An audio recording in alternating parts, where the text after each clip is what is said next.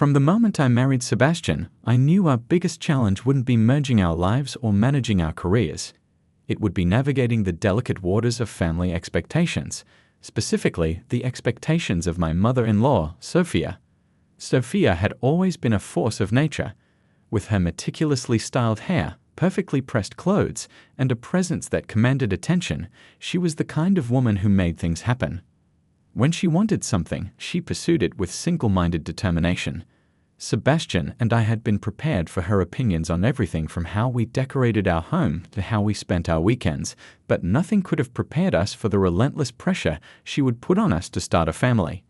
It started innocuously enough, with comments that could be easily brushed off.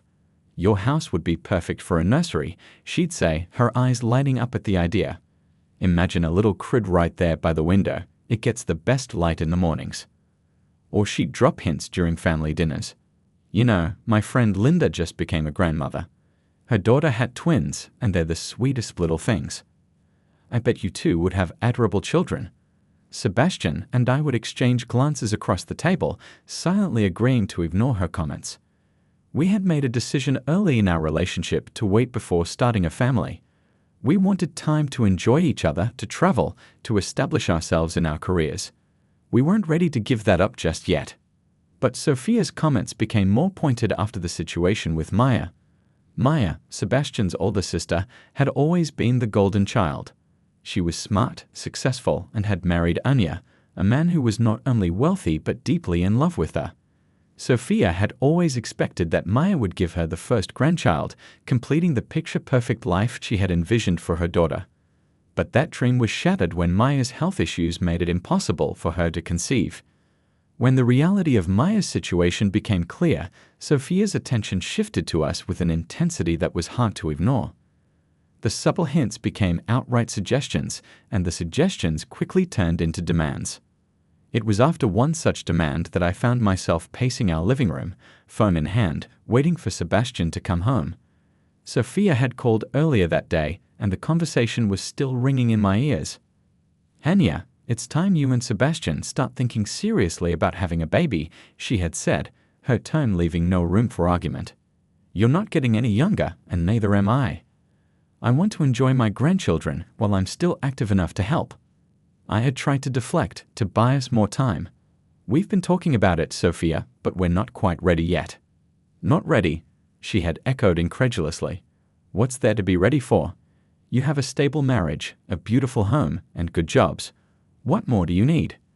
I have struggled to keep my voice calm. "We have other things we want to focus on first, like our careers and some traveling we've been planning." Sophia's response had been swift and cutting. "Your careers? Travel? Those things can wait. You need to think about the future, about family. You owe it to yourselves, and to me." By the time Sebastian walked through the door that evening, I was a bundle of nerves. I didn't want to start a fight, but we needed to be on the same page before this escalated any further. "Hey," he greeted me with a tired smile, setting down his briefcase and loosening his tie. "How was your day?" I forced a smile, trying to keep my tone casual. "It was okay, but your mother called." He paused, his hand halfway to his tie, his expression immediately cautious. "Let me guess, another comment about us having a baby." "More than just a comment this time," I said, walking over to sit on the couch. "She practically demanded it, Sebastian. She's really pushing hard." Sebastian sighed heavily, finally sitting down beside me. "She's been getting more intense about it lately. I think after Maya's situation, well, you know how she is. She needs something to focus on, and now that Maya can't give her what she wants, she's turning all her attention to us." "I get that, but this is our life, not hers," I said, feeling the frustration build. "We agreed that we're not ready for kids yet. We have our own plans, and I don't think it's fair for her to try and force us into something we're not ready for." Sebastian nodded, his face drawn with the stress of it all. "You're right, Anya, but you know my mom. She's not going to back off easily. She's always been the kind of person who thinks she knows what's best for everyone." "I know she means well," I conceded, "but it's starting to feel like she's trying to control our lives. She even mentioned that she's thinking about quitting her job so she can help with the baby." Sebastian's eyes widened in surprise. "She said that?" I nodded. "Yes, and she made it sound like it was a done deal. Sebastian ran a hand through his hair, clearly troubled. Actually, I think she already quit her job. I stared at him, stunned. What? When did that happen? A few weeks ago, he admitted, rubbing his temples as if trying to fend off a headache. She was expecting Maya to get pregnant and planned to help out full-time. Now that it's not happening, she's turning all her hopes on us. Sebastian, I said, trying to keep the panic out of my voice, we can't give in to this. We have to stick to our plan, or we're going to end up resenting her and each other. He looked at me, his expression pained. I know, Anya. But how do we tell her that without causing a huge rift in the family? We have to be firm but kind, I said, though I wasn't sure how we'd manage it. We need to make her understand that we're not ready for this and that she needs to find something else to focus on. She can't just quit her job and expect us to change our entire life plan. Sebastian nodded slowly, his eyes troubled. You're right. We need to talk to her together, make it clear that this isn't happening right now. As we sat in silence, the weight of the situation pressed down on us. I could see the strain it was putting on Sebastian, and I knew it was only going to get worse before it got better. Sophia wasn't the type to take no for an answer, and I had a feeling that this was just the beginning of a battle we weren't fully prepared for. But as long as we stood together, I knew we could face whatever came our way, even if it meant going up against the unstoppable force that was Sophia. For the rest of the evening, we tried to relax, but the unspoken tension lingered. It was a heavy silence, filled with the weight of expectations we hadn't asked for, but now had to confront. I could see it in Sebastian's eyes, the struggle between his loyalty to his mother and his commitment to our plans. Before we went to bed, I reached out to him, placing my hand on his arm. We'll get through this, I said softly. He looked at me, his expression softening as he pulled me into an embrace. I know we will, as long as we're together. But as I lay in bed that night, staring at the ceiling, I couldn't shake the feeling that this was just the beginning of something much bigger, a storm that would test not just our resolve, but the strength of our marriage itself. The tension between Sophia and us simmered for weeks after that first serious conversation. We tried to maintain a sense of normalcy, but it felt like we were living under a cloud, always waiting for the next storm to break.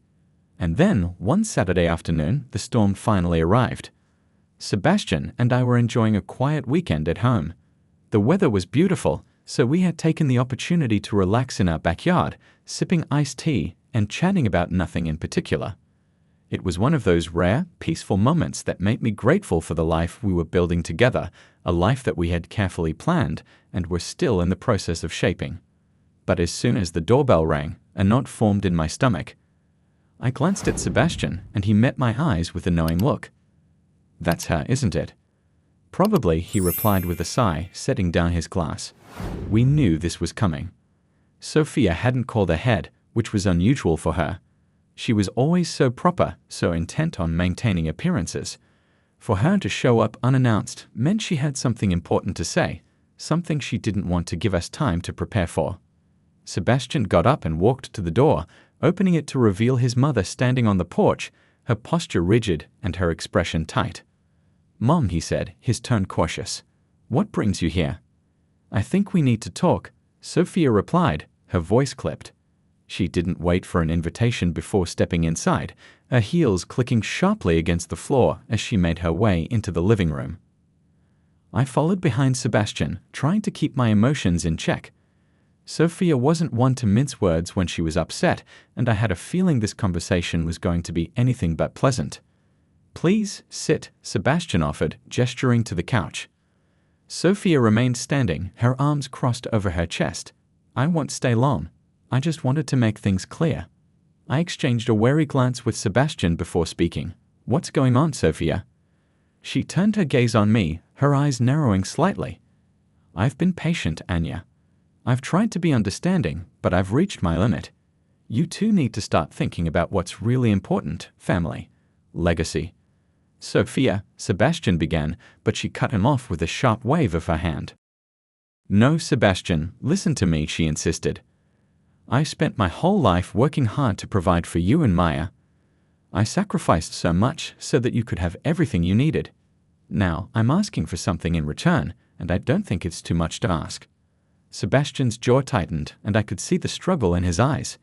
We understand that, Mom. We appreciate everything you've done for us, but we've already told you, we're not ready to have a child right now. We have plans, things we want to do before we start a family. And I've heard your plans, Sophia snapped, her voice growing colder. But I'm telling you that it's time to reconsider. I'm getting older, and I want to be a part of my grandchildren's lives. I don't have forever to wait. There it was, the ultimatum. The words hung heavy in the air, charged with the weight of expectations that Sophia was placing squarely on our shoulders. I felt a surge of anger rise within me, but I forced myself to stay calm. Sophia, we've been very clear about our intentions, I said, choosing my words carefully. We're not ready yet. We want to enjoy this phase of our lives, and rushing into parenthood because of external pressure isn't fair to us, or to the child we bring into the world. Sophia's expression hardened. So you're willing to deprive me of the one thing I've been looking forward to for years? Is that it? You'd rather focus on yourselves than think about your family. That's not what we're saying, Sebastian interjected, his voice strained. We're not trying to deprive you of anything, but we have our own timeline, and we need you to respect that. Respect. Sophia echoed, her voice laced with bitterness. Where's the respect for me, for what I've done for this family? I quit my job because I thought I'd be helping with my grandchildren by now. I've given everything, and all I'm asking is for you to start a family. Is that really so unreasonable? Sebastian ran a hand through his hair, visibly torn. Mom, we love you, and we want you to be a part of our lives. But you can't make this decision for us. We need to do what's right for us, not just what's right for you. Sophia's eyes flashed with a mix of hurt and anger. So that's it? You're just going to ignore my wishes? After everything? I could see Sebastian struggling to maintain his composure. He loved his mother, that much was clear, but he was also fiercely protective of the life we were trying to build together. Mom, he said, his voice softening, we're not ignoring your wishes. We're asking for time. We'll have children when we're ready, not before. We need you to trust us to make the right decision for our future. Sophia shook her head, her expression one of disappointment. I see. You're choosing your own selfish desires over the family. I thought I raised you better than this, Sebastian. Selfish? I repeated, unable to keep the frustration out of my voice. It's not selfish to want to live our lives on our own terms. It's responsible. We don't want to bring a child into the world until we're absolutely sure we're ready. And when will that be? Sophia challenged, her eyes boring into mine. When you've traveled the world? When you've climbed the corporate ladder? What if by then it's too late? Sebastian stepped forward, placing himself between us. Mom, you need to understand that this isn't something we're going to rush into just because you want us to. We've made our decision, and we need you to respect that. There was a long, heavy silence as Sophia stared at him, her expression unreadable. Then she let out a sharp breath, as if she'd been holding it in all along. Fine, she said finally, her voice trembling with suppressed emotion. If that's how you want to live your lives, then so be it. But don't expect me to sit around and wait forever. I've done enough waiting. She turned on her heel and headed for the door, her movements stiff and controlled. Sebastian and I exchanged a helpless look as she reached the entryway. Sophia, I called after her, my voice more gentle than I felt. We don't want to lose you over this. Can't we find a way to move forward without all this pressure? Sophia paused, her hand on the doorknob. She didn't turn around, but her voice was cold and distant when she spoke. I'll think about it, but don't expect me to change my mind. I've made my position clear. With that, she opened the door and left, leaving behind a silence that felt heavier than anything that had come before. Sebastian closed the door behind her and leaned against it, his eyes closed as if he were trying to block out the reality of what had just happened. I walked over to him, placing a hand on his arm. Are you okay? He opened his eyes and looked at me, the pain clear in his gaze. I knew this would be hard, but I didn't think it would hurt this much. I'm sorry, I whispered, feeling a knot of guilt form in my chest. I didn't want it to come to this. It's not your fault, Anya, he said, pulling me into a tight embrace. We're in this together, and we're doing what's right for us. But it doesn't make it any easier. We stood there for a long time, holding each other as the weight of Sophia's ultimatum settled over us. I knew this was far from over, but at that moment, all we could do was hold on to each other and hope that somehow we would find a way to navigate the storm that had just begun. The tension with Sophia lingered in the air, thick and suffocating. Every phone call, every family gathering felt strained and uncomfortable. Sebastian and I tried to keep things as normal as possible, but the weight of her disappointment hung over us like a dark cloud, never fully dissipating. A few weeks passed without much contact from Sophia, and while part of me was relieved, I also couldn't shake the feeling that something was brewing beneath the surface. Sophia was not one to back down quietly. So when she invited us over for dinner one evening, I knew it wasn't just a simple family meal. There was a purpose behind it, and whatever it was, it would be significant. "Are you sure we should go?" I asked Sebastian as we got ready, my nerves getting the better of me. What if she's just going to push us again? I'm not sure I can handle another confrontation. Sebastian, adjusting his tie in the mirror, sighed and turned to face me. "I've been thinking about that too, Anya, but we can't avoid her forever. Maybe she wants to make peace. I doubt she'd invite us over just to argue." "I hope you're right," I said, smoothing down my dress. "But we need to be prepared for anything." "I know," he agreed, walking over to me and taking my hands in his. "Whatever happens, we face it together. Okay?" I nodded, feeling a bit reassured by his calm presence. "Okay. Together." We arrived at Sophia's house just after sunset. The familiar sight of her perfectly manicured lawn and immaculately maintained home brought back memories of countless family dinners, most of them filled with laughter and warmth. But tonight felt different. There was an undercurrent of tension, something unspoken yet palpable. Sophia greeted us at the door, her smile tight but genuine. "I'm glad you both could make it," she said, ushering us inside. "Dinner is almost ready. I thought we could talk for a bit before we eat." Sebastian and I exchanged a glance but followed her into the living room. The room was as impeccably decorated as always, with everything in its place, not a speck of dust to be found. It was a reflection of Sophia herself, controlled, orderly, and deeply invested in appearances. We sat on the couch while Sophia settled into her usual armchair, her hands clasped in her lap. For a moment, there was an uncomfortable silence, as if we were all waiting for someone to break the ice. Finally, Sophia spoke, her voice measured and calm. "I've been thinking a lot about our last conversation. I know we didn't see eye to eye, and I've had some time to reflect on everything." Sebastian nodded, leaning forward slightly. "We've been thinking about it too, Mom. We don't want things to be difficult between us." "I don't either," Sophia said, her eyes softening as she looked at her son. "You know, I only want what's best for you both. That's why I've come up with a solution, something that I think could work for all of us." I tensed, sensing the proposal before she even said it. Sophia's solutions were always more like ultimatums dressed up in pretty packaging. But I kept my face neutral, waiting for her to continue. "I've decided," Sophia said slowly, "that I'm going to move in with you." The words hung in the air, heavy and unexpected. I blinked, trying to process what she had just said. Sebastian looked equally stunned. "Move in with us?" he repeated, his voice tinged with disbelief. "Mom, where is this coming from?" Sophia's expression was one of calm determination. "I thought it through. I've already sold my house, and I'm in the process of finalizing the sale. I want to be closer to you, to help you both as you start your family." I could feel my heart pounding in my chest, a mix of shock and panic rising within me. "Sophia," I began carefully, "we appreciate that you want to help, but moving in with us, that's a big step. We didn't even know you were thinking about selling your house." "I didn't want to worry you," she said, brushing off my concern. "This way, I can be there for you, especially when the baby comes. I'll take care of everything, cooking, cleaning, anything you need. You won't have to worry about a thing." Sebastian looked like he was struggling to find the right words. "Mom, this is a lot.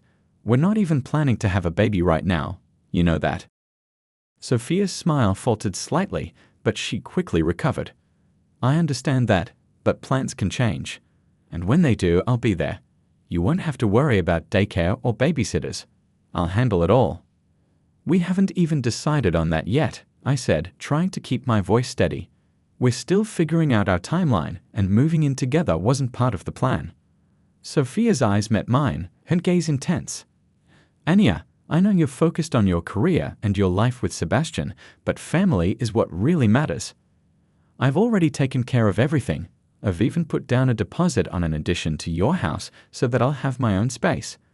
I'm doing this for you, for our family. Sebastian's face turned pale as he realized how far she'd gone with this plan. Mom, you made all these decisions without talking to us first. You can't just assume we'd be okay with this. I did it because I knew you'd worry and overthink, Sophia said, her voice still calm, but with an underlying firmness. But this is the best solution for all of us. You'll have the support you need, and I'll have a purpose, helping you and being there for my future grandchildren.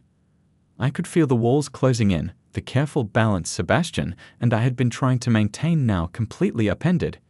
Sophia had taken our decisions away from us, shaping our future to fit her expectations. Mom, Sebastian said, taking a deep breath, we love you, and we appreciate everything you've done. But this isn't what we want. We need our own space, our own time to figure things out. Moving in together would complicate things. Sophia's expression hardened, a flash of frustration crossing her face. Complicate things? I'm trying to simplify them. I'm giving you the chance to start your family without any of the stress that comes with it. Why can't you see that this is what's best? Because it's not what we want, I interjected, feeling the need to be clear. Sebastian and I need to make these decisions together without external pressure. We need to do what's right for us, not what's right for you.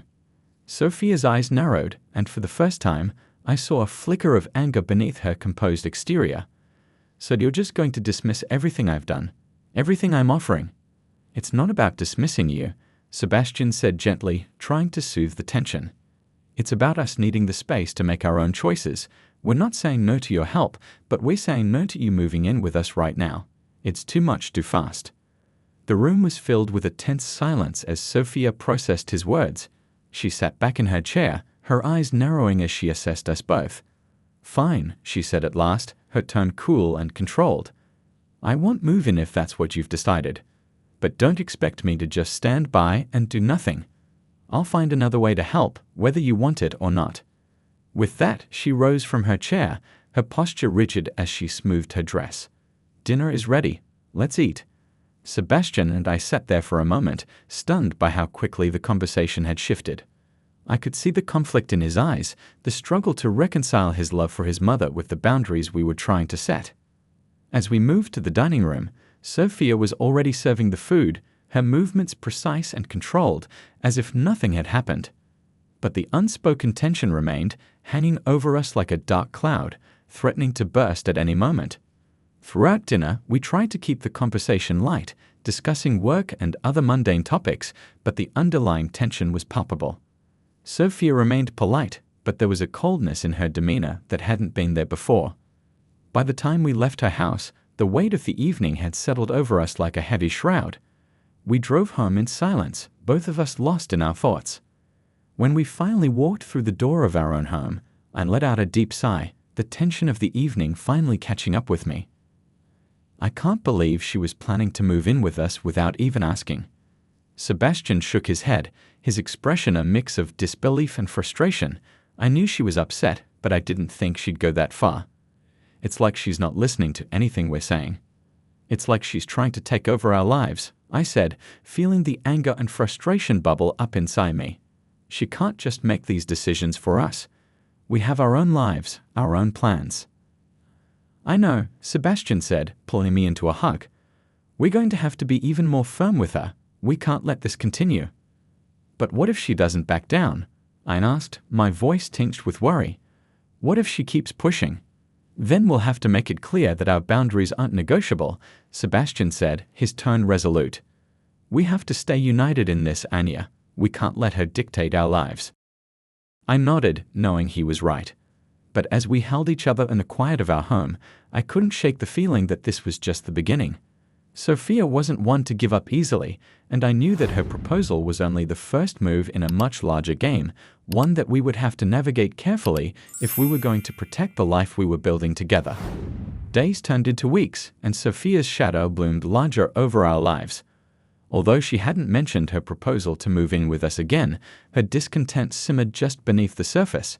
We could feel it in every phone call, every family gathering, and every conversation. It was as if she was waiting for the perfect moment to strike again, and we were caught in a tense stalemate. Sebastian and I knew we couldn't keep avoiding the issue forever.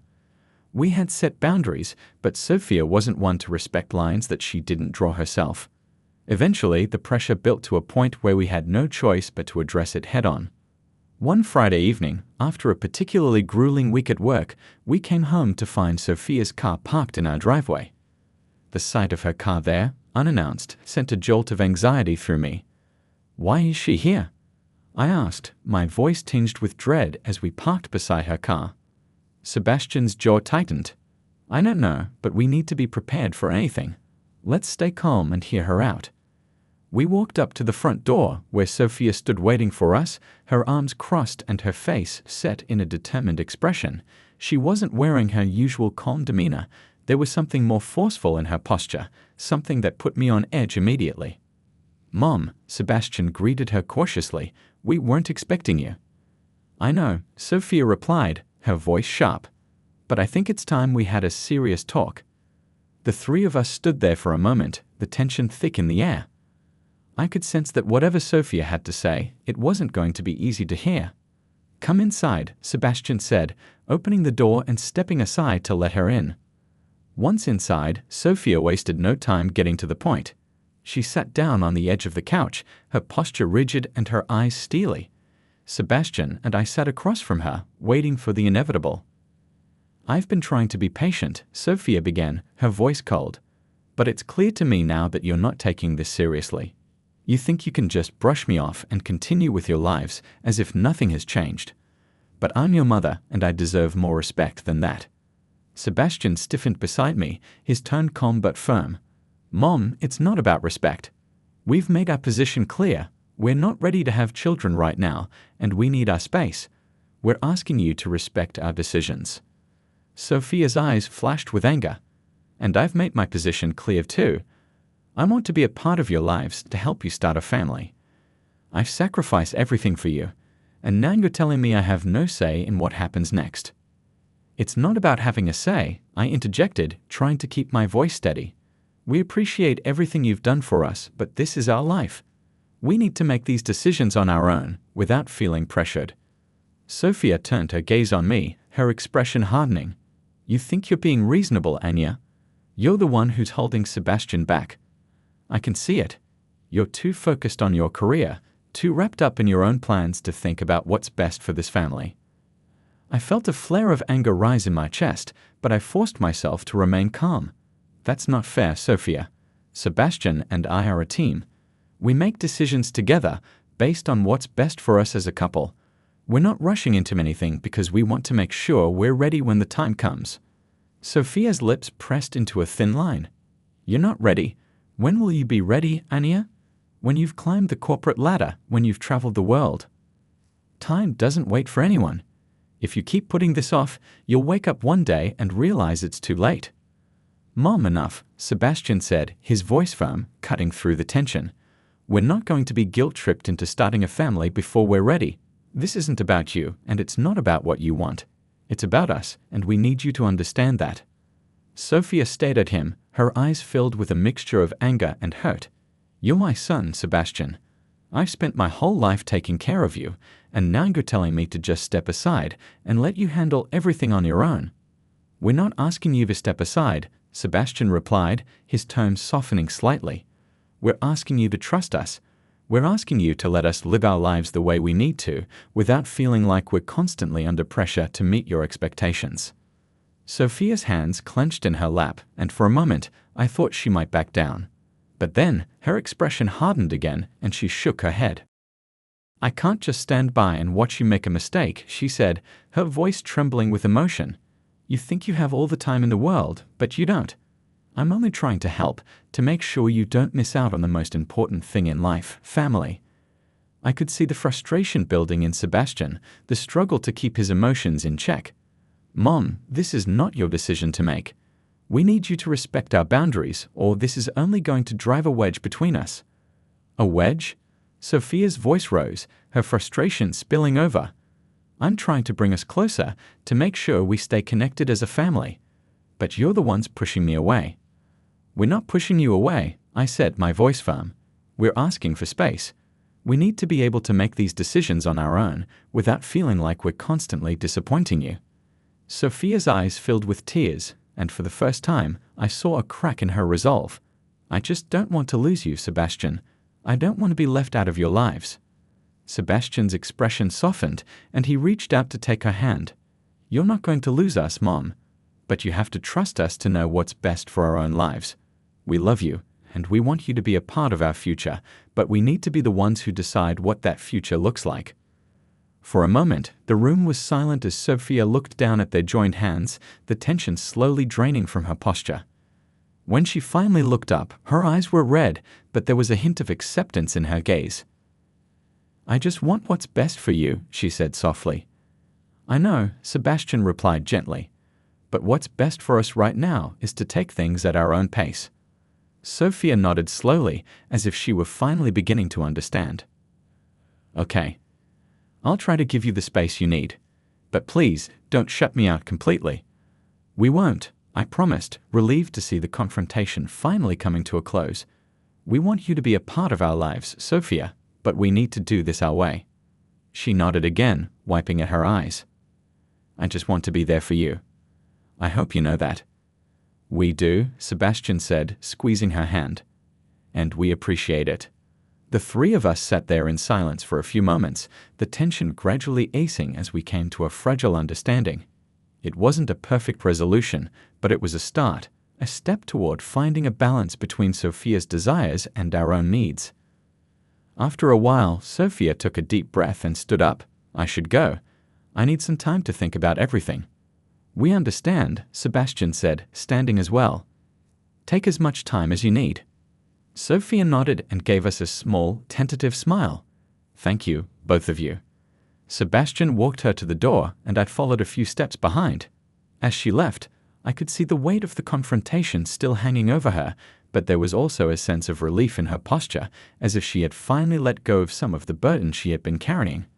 When the door closed behind her, Sebastian turned to me, his expression a mixture of exhaustion and relief. That was intense. Yeah, I agreed, feeling the tension finally begin to drain from my own body. But I think we made some progress. I hope so, he said, pulling me into a hug. I really hope so. As we stood there in each other's arms, I couldn't help but feel a sense of cautious optimism. The confrontation had been difficult, but it had also been necessary. We had finally set some boundaries with Sophia, and while the road ahead might still be challenging, I felt more confident that we could navigate it together. For the first time in weeks, I allowed myself to hope that we might find a way to build the future we wanted, one that included Sophia, but on our terms. The house felt unnaturally quiet after Sophia left, as if her departure had taken all the air with it. Sebastian and I stood in the entryway for a moment, still processing everything that had just happened. The confrontation had been draining, both emotionally and mentally, but there was also a sense of relief, like a storm that had finally passed. Sebastian sighed, rubbing the back of his neck. I knew it was going to be hard, but I didn't expect it to be that intense. I didn't either, I admitted, leaning against the wall. But at least we got through it. We said what we needed to say. Yeah, he agreed, though there was a hint of uncertainty in his voice. I just hope it sticks. She seemed to understand, but you know how she is. I nodded, understanding his worry. Sophia was strong-willed and deeply attached to her vision of how our lives should be. Even though she had agreed to give us space, it was hard to shake the feeling that she might backslide, especially if she thought she was doing it out of love or concern. Let's just take it one day at a time, I suggested, trying to inject some optimism into the situation. We'll see how she handles it. Maybe this time she'll really try to respect our boundaries. Sebastian gave me a small, grateful smile. You're right, one day at a time. We moved to the living room, both of us craving the comfort of normalcy after such a heavy conversation. Sebastian flopped down on the couch, stretching out his legs and letting out a long breath. I joined him, curling up beside him and resting my head on his shoulder. What do you think she'll do now? I asked quietly, the question lingering in the air like a shadow. I'm not sure, Sebastian replied, staring up at the ceiling. But I think she'll try to process everything. It's a lot for her to take in. She's always been so focused on family, and I think it's hard for her to see us making decisions that don't align with her expectations. She's always been about control, I said, my voice soft. Even when she thinks she's doing it for the right reasons, it's still about her need to manage everything. I'm worried she won't be able to let go. I am too, Sebastian admitted, his hand gently stroking my arm. But we can't control what she does. We can only control how we respond. We sat in silence for a few moments, the weight of the evening still hanging over us. I knew Sebastian was right. We couldn't force Sophia to change, no matter how much we wanted her to. But we could stand firm in our own decisions and hope that, eventually, she would learn to accept them. The next few days were a strange mix of tension and relief. Sophia didn't call, and there were no unexpected visits, which was a welcome change. But the silence was unsettling, as if we were waiting for the other shoe to drop. We didn't know if Sophia was genuinely giving us space or if she was planning her next move.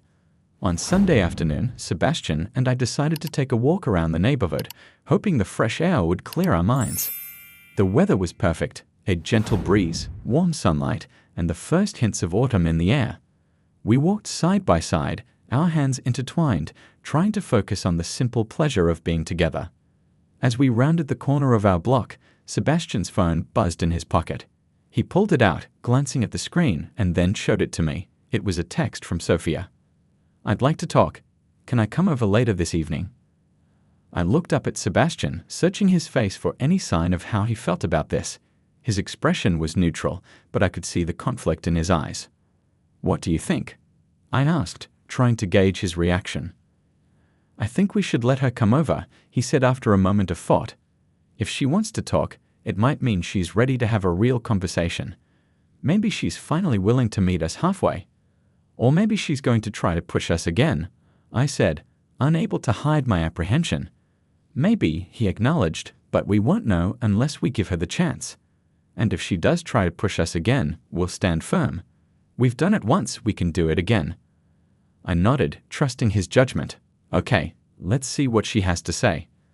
Later that evening, as the sun dipped below the horizon, Sophia arrived. There was a tentative knock at the door, and when I opened it, I saw her standing there, looking more subdued than I had ever seen her. Her usual confident posture was replaced with something more tentative, almost uncertain. "Hi, Mom," Sebastian greeted her, his tone warm but cautious. "Come in." "Thank you," Sophia said quietly, stepping inside. She seemed smaller somehow, less imposing, and I couldn't help but feel a pang of sympathy for her.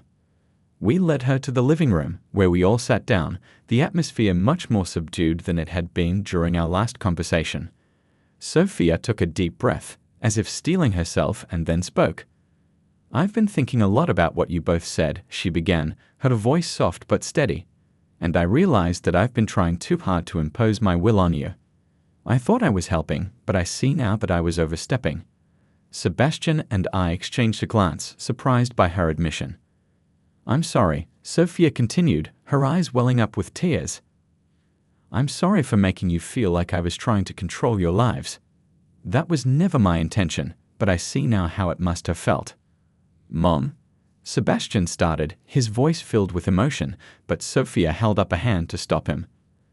"Let me finish," she said, her voice trembling slightly. "I've always been so focused on family, on making sure everyone is taken care of, that I forgot you're both adults now. You need to make your own decisions, and I need to trust that you know what's best for yourselves." She paused, wiping at her eyes, and took another deep breath. "I'm going to give you the space you need. I won't push you anymore, and I won't try to impose my plans on you. But I hope you'll still let me be a part of your lives, even if it's not in the way I imagined." Tears welled up in my own eyes as I listened to her. This was the Sophia I had hoped to see, the one who cared deeply for her family, but who was finally willing to let go of the need to control. "Of course we want you to be a part of our lives," I said, my voice thick with emotion. "We've never wanted to push you away, Sophia. We just needed you to understand where we were coming from." "I do understand now," she said, her voice barely above a whisper. "And I'm sorry it took me so long to see it. Sebastian reached across the coffee table and took her hand. "We love you, Mom. We know how much you care about us, and we appreciate everything you've done. But we need to do this our way, at our own pace." "I know," Sophia said, squeezing his hand. "And I'll be here whenever you need me. No more pushing, I promise." We sat there in silence for a few moments, the tension that had hung over us for so long finally beginning to lift. There was still work to be done, still healing that needed to take place, but this was a start, a real, meaningful step toward mending the rift that had formed between us. Sophia stayed for dinner that evening, and for the first time in weeks, the conversation flowed easily, without the weight of unspoken expectations. We talked about everything and nothing, work, hobbies, old family stories, and it felt like a return to the warmth and closeness we had all been missing. As the evening drew to a close, Sophia stood up to leave, a soft smile on her face. "Thank you for giving me a chance to make things right," she said, her voice full of sincerity. "Thank you for understanding," Sebastian replied, walking her to the door. I stood beside him, feeling a sense of peace settle over me as we watched her leave. The road ahead wouldn't be easy, and there would likely be more challenges to face, but for the first time in a long time, I felt hopeful. As we closed the door behind her, Sebastian turned to me, a smile tugging at the corners of his mouth. "I think we're going to be okay." I smiled back, reaching out to take his hand. "Yeah, I think so too." And in that moment, standing together in our home, I knew that whatever came next, we would face it together, stronger and more united than ever before.